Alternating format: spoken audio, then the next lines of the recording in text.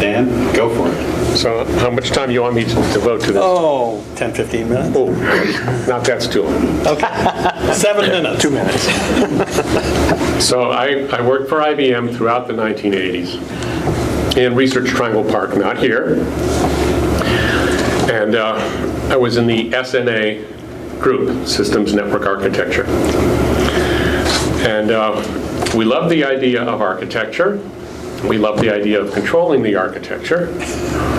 And we really held our product division's feet to the fire in meeting architecture specifications that we wrote. And local area networks were kind of a new thing in about 1982 for IBM, or 81. And IBM's customer set was large enterprises, financial institutions, and pretty traditional organizations. So IBM's whole philosophy of networking was, we have to know that it's going to work.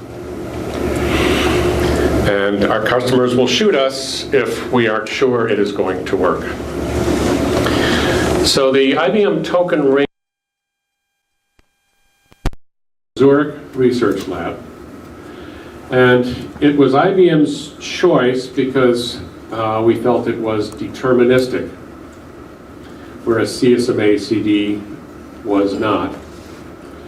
And also IBM liked to be a little bit different. So as Jeff said, IEEE 802 formed a working group on Token Ring 802.5 that was not to interfere with 802.3, which was Ethernet. And Bob Donnan chaired that committee for IBM. But we participated very actively in 802.1, which was architecture, and 802.2, which was logical link control as well. And IBM had its own unique views about those topics in addition to the basic MAC protocol. In IEEE 802.1, we were in complete agreement and really liked the best result of that, which was the two things that have lived until this day, which is the frame format of the MAC service interface, but particularly the universally administered addressing. I became the administrator of IBM's block of MAC addresses to the IBM product divisions. And one of my most enduring challenges in that role was to explain to them how to use MSB versus LSB. Big Indian versus little Indian. Big Indian versus little Indian.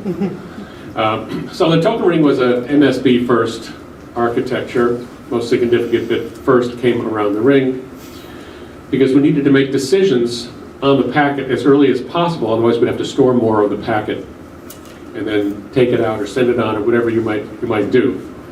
So IBM fought a lot of battles over which was better, and we didn't really have those battles because we had different committees and that. But that was our difference. I enjoyed the work in 802.1. I made friends with folks from Digital Equipment and other companies in AT&T and Jeff. How about me?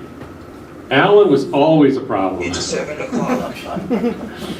Alan was everywhere also, and Alan was a voice of pure truth.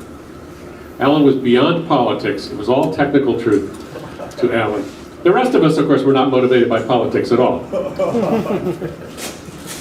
So in IEEE 802.2, we were also different in that we were advocates of connection-oriented logical link control and not connectionless. Everybody else was connectionless. Type 1, we were type 2. So we wrote that spec.